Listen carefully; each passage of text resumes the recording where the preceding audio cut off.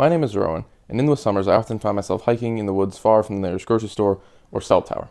And near the end of a long day of hiking, I always find myself hanging a bear bag. And what a bear bag is, well, a bag that's hung in a tree on a tree branch to protect your food, which goes inside of the bag, from critters such as bears or mice or squirrels. And a bear bag looks a little something like this. Now that you've seen what a common bear bag looks like, I'll explain to you how one is hung. First, you start with a piece of rope, and with that rope, you tie a rock to the end of it by wrapping it a couple times and tying a knot. Once you tie the knot, you throw it over a branch to create a sort of makeshift pulley system with the rock acting as the weight to get the rope over the branch. Once the rope is over the branch, you tie a bag with whatever food you have to the other end and pull it up into the tree.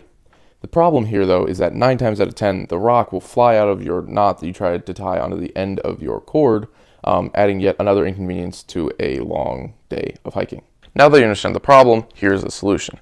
This is what I call the bear bagger. It's a wax canvas bag for extra durability with 3 6-inches of rope stitched inside with an additional 30 to 60 feet of rope with a carabiner on the end attached to that. The carabiner is not only used for clipping to your bag of food, but also your backpacking bag.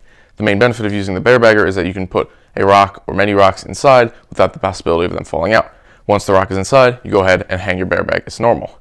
The problem that the bear bagger solves in the hiking community is certainly a large one, and I hope it can solve all your hiking problems too when it comes to hanging a bear bag. Thank you.